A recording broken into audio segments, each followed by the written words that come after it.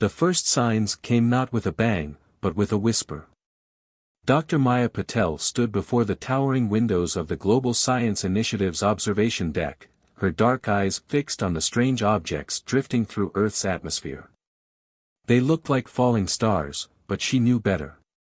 After 15 years of searching for extraterrestrial life, humanity's first contact had finally arrived. Dr. Patel, you need to see this. Her assistant, Thomas Reed, rushed into the room, tablet in hand. The objects are decelerating. They're not meteors or space debris, they're ships. Maya's heart raced as she watched the mysterious vessels descend in perfect formation, their metallic surfaces gleaming with an otherworldly iridescence. Within hours, news networks worldwide broadcast their arrival. 7 ships, each the size of a small city, hovering silently above Earth's major population centers. Commander David Hayes of the Earth Defense Force watched the same scene from the Pentagon's command center, his weathered face illuminated by dozens of monitors. "Status report," he barked, maintaining his composure despite the unprecedented situation unfolding before him. "Sir, the vessels are maintaining stable positions. No signs of weapon systems or aggressive posturing. They're waiting." The first message came simultaneously to every communication device on Earth, transmitted in perfect English and every other human language. "People of Earth, we are the Nexari. We come in peace, seeking friendship and cultural exchange. We have watched your species grow and believe you are ready to join the galactic community." The weeks that followed were a whirlwind of diplomatic meetings and scientific exchanges. The Nexari, with their crystalline skin and graceful movements, captured humanity's imagination. They shared glimpses of their advanced technology, clean energy systems that could power entire continents, medical innovations that could cure terminal diseases, and propulsion systems that could reach the stars. Maya found herself at the forefront of these exchanges, leading the scientific team studying Nexari biology and technology. But as the days passed, something began to nag at her consciousness. Small inconsistencies in their behavior, subtle contradictions in their explanations of their technology. "The energy signatures don't match," she muttered one night, reviewing data from their latest demonstration. "The output is higher than what their systems should be capable of, even with their advanced technology." In his office at the Pentagon, Commander Hayes shared similar concerns with his most trusted advisors. "They're too perfect," he said, pointing to surveillance footage of Nexari representatives. "Every response calculated, every movement precise. It's like they're following a script." But for every voice of caution, there were dozens eager to embrace the seeming utopia the Nexari offered. Global leaders signed treaties for technological exchange, and Nexari advisors took positions in key institutions worldwide. The promise of a better future seemed within humanity's grasp. Maya couldn't shake her unease. Late one night, analyzing cellular samples from a Nexari medical volunteer, she noticed something extraordinary. Their genetic structure wasn't static, it was adapting, changing in response to Earth's environment at an impossible rate. "They're not just studying us," she realized with growing horror. "They're adapting to us, preparing for something." She brought her findings to Commander Hayes, who had been conducting his own investigation. Together, they discovered a pattern: every piece of Nexari technology installed on Earth contained dormant systems, purposes unknown, waiting for activation. Hayes mobilized a covert team to investigate further, but they were too late. The first sign of the Nexari's true intentions came when their ship suddenly changed configuration, mechanical shells peeling away to reveal weapon systems that had been hidden in plain sight. Maya watched in horror from her lab as the sky turned red with energy discharges. The Nexari's message this time was different: humanity has proven itself worthy of being absorbed into our collective. Resistance is unnecessary. Accept your evolution. As chaos erupted across the globe, Hayes activated Emergency Protocol Zero, a contingency plan for full-scale alien invasion that most had considered purely theoretical. "Get Dr. Patel to the bunker," he ordered his team. "She's the only one who truly understands their biology." The invasion had begun, but the Nexari had made a crucial mistake. They had revealed their hand too soon, before humanity's will to resist could be fully eroded. As Maya was evacuated from the facility, she clutched her research data close. In those files lay the beginnings of understanding their enemy, and perhaps, humanity's best hope for survival. Commander Hayes stood in the command bunker, watching reports flood in from around the world. "Send the word to all remaining forces," he ordered, his voice steady despite the weight of the moment. "Earth's one rule is now in effect: no surrender, no survivors. We fight until we win or until there's no one left to fight." The silent invasion had ended. The real war was about to begin, and humanity would show the Nexari why they should have stayed in the shadows. Smoke rose from the ruins of Washington, D.C. as Commander Hayes surveyed the devastation from his underground command center. The capital, like most major cities worldwide, had fallen within hours of the Nexari's betrayal. But humanity, as it had done countless times before, refused to accept defeat. "Status report on the civilian evacuation," Hayes demanded, his eyes fixed on the holographic display showing the movement of Nexari forces across the globe. Lieutenant Emma Rodriguez, one of his few remaining senior officers, stepped forward. "Underground shelters in the Appalachians are at 80% capacity, sir. The resistance networks are operational, but communication is spotty. The Nexari are using our own satellites against us." 3 weeks had passed since the invasion began, and the pattern of Nexari occupation was becoming clear. They weren't interested in wholesale slaughter, they wanted Earth's infrastructure and population intact. Their ships had transformed into massive processing centers, hovering over conquered cities like mechanical thunderclouds. In a makeshift laboratory deep beneath the Rocky Mountains, Dr. Maya Patel worked tirelessly to understand their enemy. The samples she'd managed to save during her evacuation had proven invaluable. "Look at this," she called to her colleague, Dr. Marcus Zhang, pointing to a holographic projection of Nexari cellular structure. "Their biological adaptation isn't just passive, it's purposeful. They're not just studying us, they're trying to find the most efficient way to process human biology into their own form."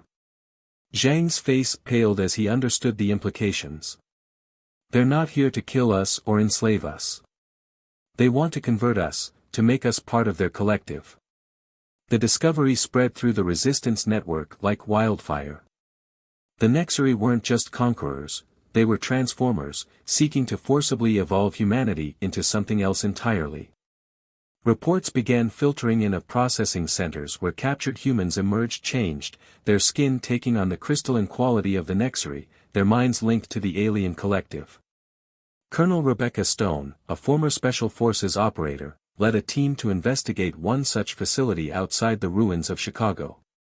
"Command, this is Ghostwalker," she whispered into her encrypted communicator. "You need to see this." Her team's helmet cameras transmitted footage back to Hayes' command center. The processing center was a nightmare of organic technology, with hundreds of humans suspended in crystalline pods, their bodies slowly transforming. But what caught everyone's attention was the behavior of the converted. "They're not mindless drones," Stone reported. "They're still conscious, still aware. But they're happy.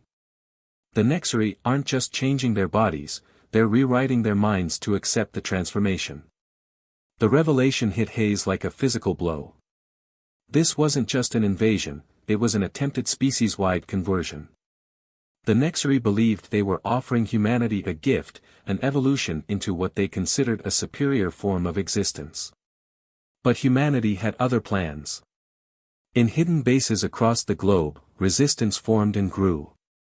The Nexari's control of major population centers was absolute, but the vast spaces between became humanity's advantage.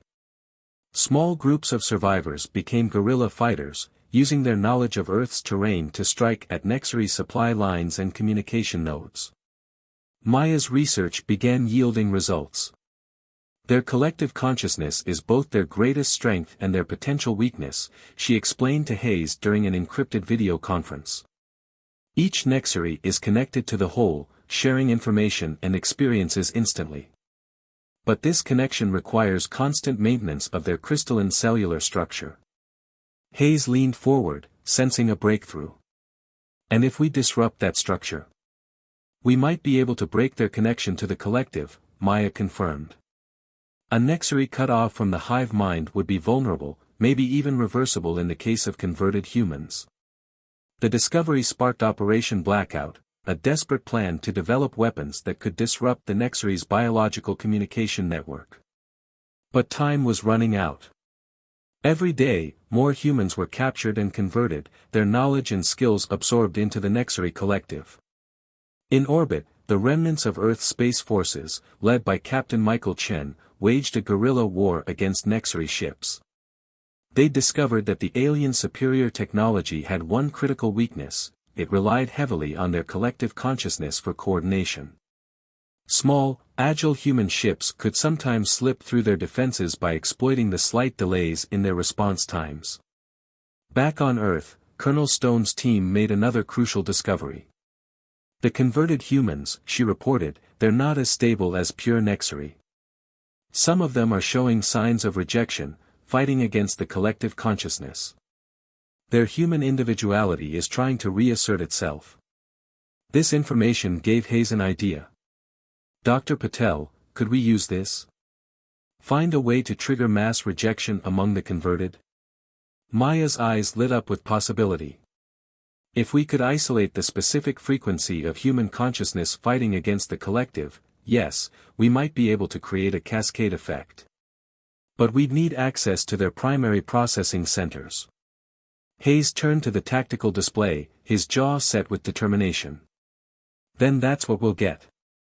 Colonel Stone, prepare your teams. Captain Chen, ready what's left of our orbital forces.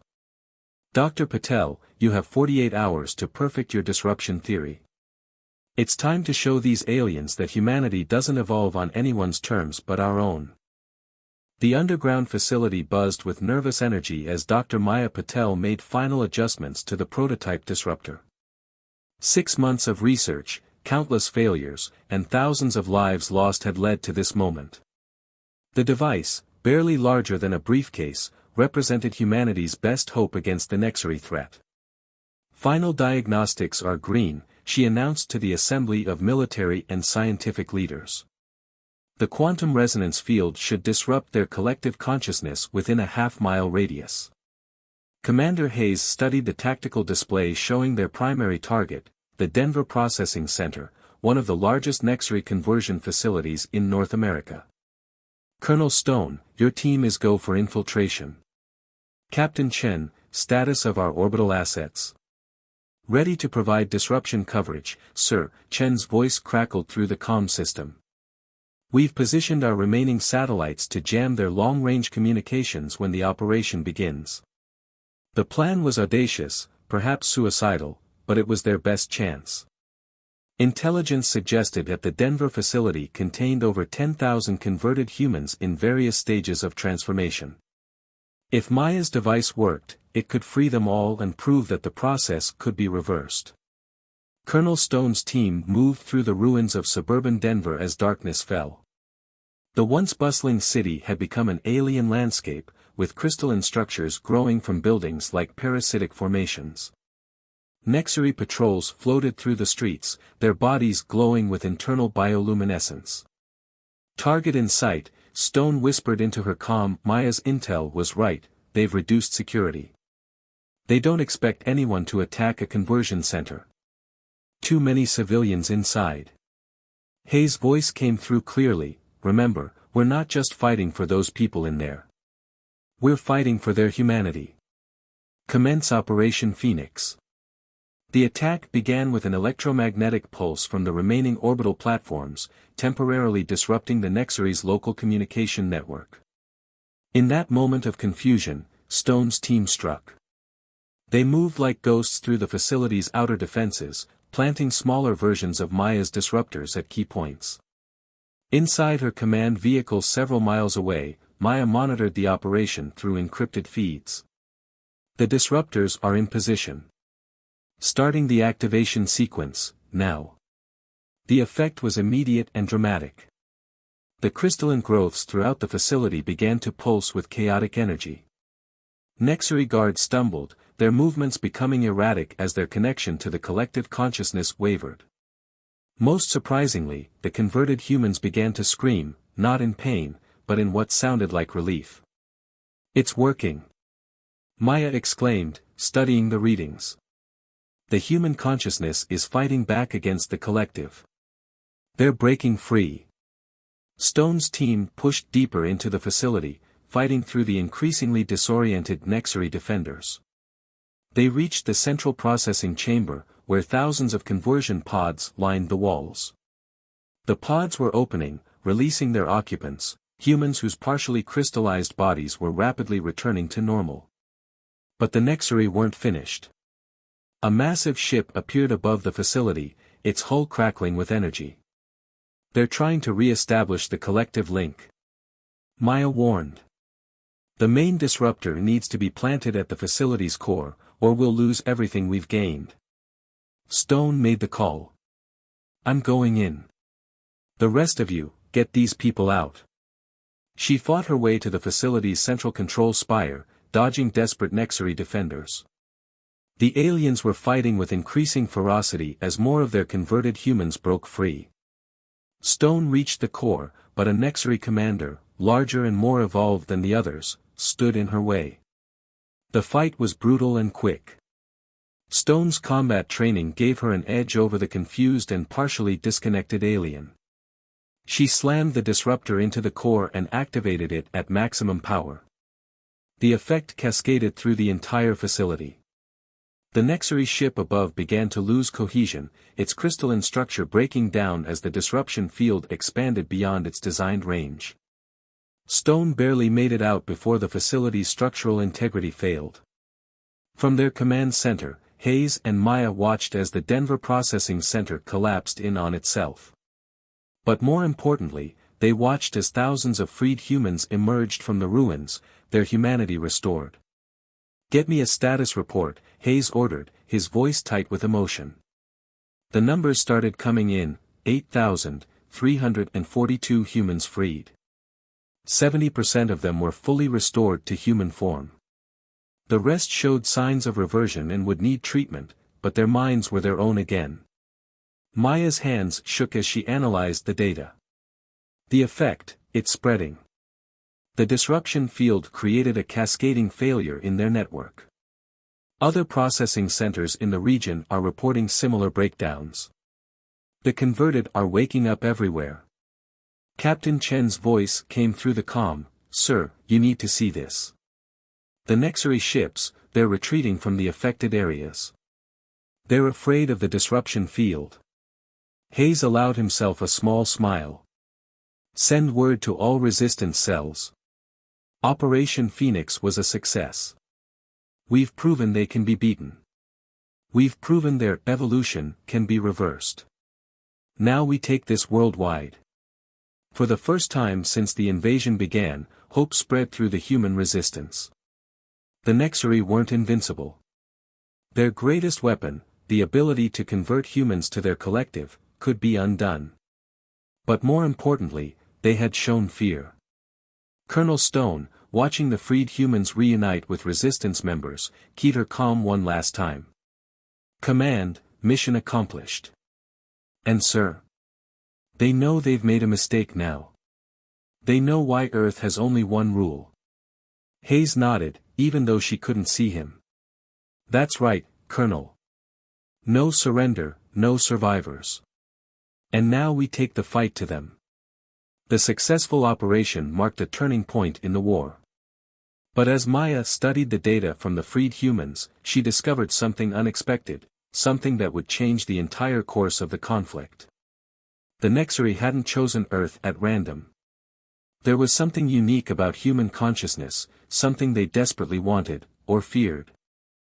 The success of Operation Phoenix had changed the war's dynamics, but Maya's latest discovery threatened to upend everything they thought they knew about the invasion. She stood before the resistance leadership in the underground command center, her hands steady as she presented her findings. "The Nexury didn't come here to evolve us," she explained, pointing to complex neural scans. They came here because they're dying. Human consciousness has something they lost centuries ago, the ability to adapt and change without external manipulation. They don't want to improve us, they want to harvest this ability before their species stagnates completely. Commander Hayes absorbed this information, his tactical mind already seeing the implications. So their entire evolution story was a lie. They're not offering advancement, they're stealing what makes us human. Before Maya could respond, the command center's communications array lit up with an unexpected signal. Captain Chen's voice came through, but not from orbit, from much, much further away. Command, this is Chen. The Mars Colonial Defense Force is operational. I repeat, Mars is operational and standing by. The room erupted in shocked murmurs. The Mars colony had been reported destroyed in the initial invasion. Hayes immediately authorized the secure channel. This is Commander Hayes. Authenticate your identity, Captain. Authentication code Sierra Echo 73 Phoenix, Chen replied. Sir, we didn't just survive, we've been preparing. And we're not alone. Europa base is also intact and combat ready. Admiral James Torres, previously believed lost with the Europa mission, came on the channel. Commander Hayes, Dr. Patel, the colonies never fell. We followed the contingency protocols and went dark. While the Nexari focused on Earth, we've been building something they never expected, a human army adapted for space warfare. Maya's eyes widened as she processed the implications. The colonies, you've been studying the Nexari technology we sent before the invasion? Better than that, Torres replied. We've been improving it. The extreme environments of Mars and Europa forced us to adapt their tech in ways they never imagined. We're ready to strike, but we needed to wait until Earth's resistance proved the Nexari could be beaten. Hayes immediately called his senior staff together. Colonel Stone arrived from Denver, her tactical team now experienced in fighting Nexari forces. The pieces of a larger strategy began to fall into place. The colonies had advantages the Nexari hadn't counted on. Mars base had developed specialized EMP weapons that could function in the thin Martian atmosphere, perfect for disrupting Nexari crystalline technology. Europa's scientists had created advanced cold fusion reactors that could power their ships indefinitely, hidden beneath the moon's icy surface. We've also solved the gravity problem, Torres explained. Our ships can match the Nexari's maneuverability because we've adapted to fighting in variable gravity conditions. Earth forces fight like Earth forces, we fight like space forces. Maya shared her latest research with the colonial scientists, and their combined knowledge revealed something crucial. The Nexari's collective consciousness has a maximum effective range, she explained. That's why they needed to establish processing centers on Earth instead of trying to convert humans from orbit. If we can force their ships beyond that range, they'll lose coordination with their ground forces, Hayes finished. And with our disruptor technology, we can isolate and eliminate them piece by piece, Stone added. A divide and conquer strategy on a planetary scale. The plan that emerged was audacious. The colonial forces would engage the Nexari fleet, forcing them to spread their ships thin to maintain their collective network. Earth resistance forces, equipped with improved disruptors, would strike at processing centers worldwide. The Nexari would have to choose between maintaining their hold on Earth and keeping their fleet intact. But the resistance had one more card to play. Dr. Marcus Zhang, working with Europa's research team, had made a breakthrough in understanding the Nexari's biological weaknesses. Their crystalline structure isn't just for communication, he explained. It's an environmental adaptation. They need specific conditions to maintain their collective consciousness. If we can force them to fight in environments that stress their biological limits. The implications were clear. Earth's varied environments, from Arctic tundra to scorching deserts, could become weapons in themselves. The colony's experience with extreme conditions had shown them exactly how to exploit these weaknesses. Preparation for the coordinated assault began immediately.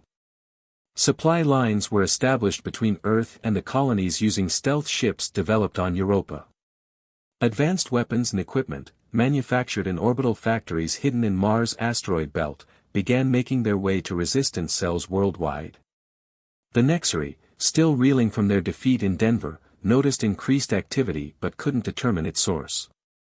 Their attempts to locate the colonial forces were frustrated by the vast distances of space and the humans' ability to operate independently of a collective consciousness.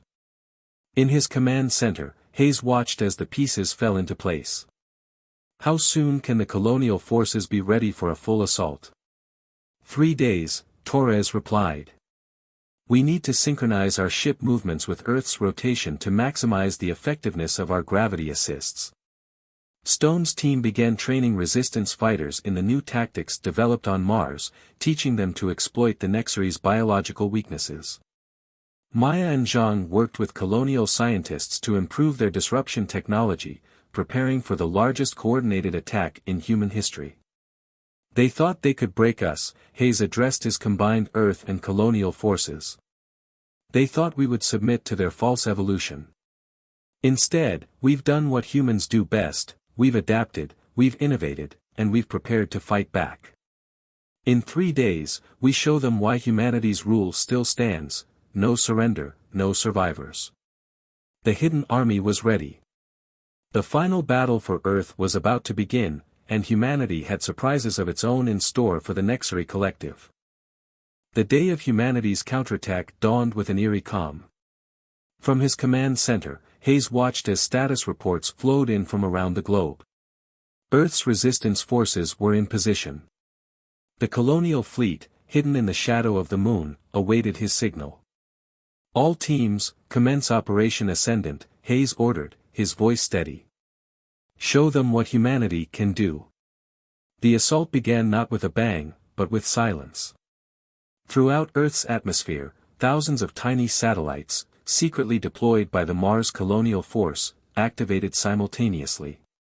Their combined effect created a web of disruption fields, immediately weakening the Nexari's collective consciousness. In orbit, Admiral Torres led the colonial fleet into battle. Their ships, adapted from Nexari technology but powered by human ingenuity, emerged from hiding. The Nexari fleet, caught off guard by attackers they couldn't sense through their weakened network, found themselves facing an enemy that understood their weaknesses intimately. Push them back. Torres commanded.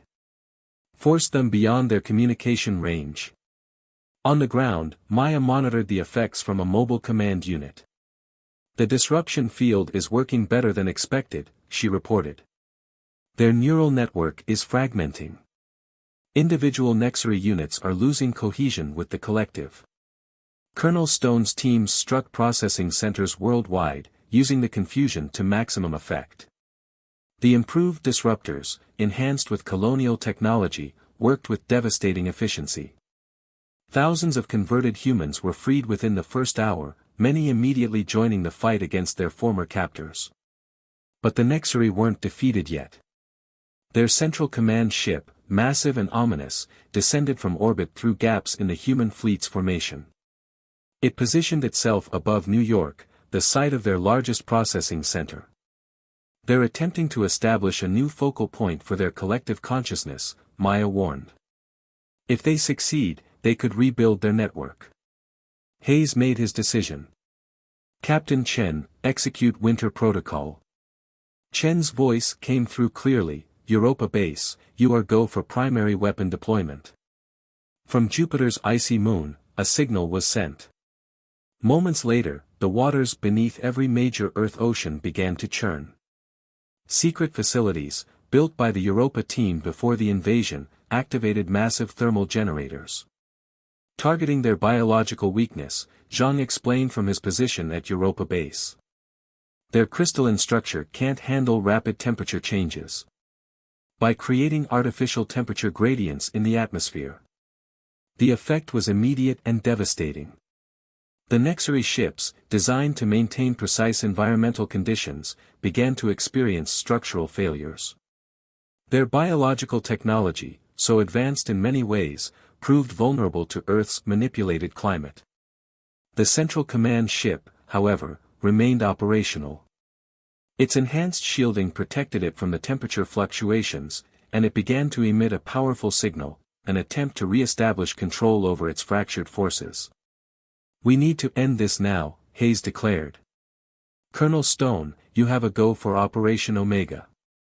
Stone's team, accompanied by Maya and a squad of specially trained soldiers, launched their assault on the New York Processing Center. They fought their way through desperately disorganized Nexari defenders, making their way to the central control spire. Maya carried with her the culmination of all their research, a device that could turn the Nexari's own collective consciousness against them. "Their attempt to harvest human consciousness gave us the key," she explained as they moved. "We can use their own network to introduce what they fear most, true individual thought." They reached the spire's core, but found themselves confronted by the Nexari High Commander, a being of pure crystalline energy. "Your resistance is meaningless," it communicated directly into their minds. "We offered you evolution. Instead, you choose extinction." "No," Maya replied, activating her device. "We choose to remain human." The device powered up, channeling the combined consciousness of thousands of freed humans, their memories, their emotions, their individuality. The signal shot through the Nexari network like a virus, forcing individual thought into their collective mind.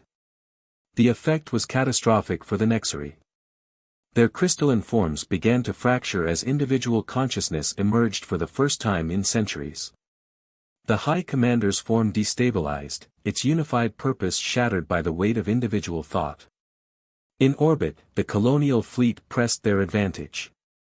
Admiral Torres coordinated with Earth's remaining defense forces, systematically destroying Nexari ships as they lost cohesion.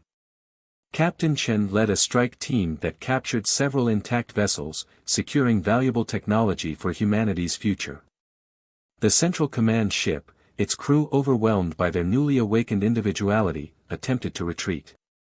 Hayes gave the order, and the combined firepower of Earth and colonial forces reduced it to crystalline dust.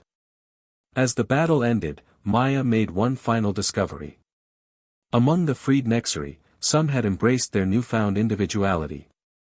These individuals, their crystalline forms now stable but changed, requested asylum.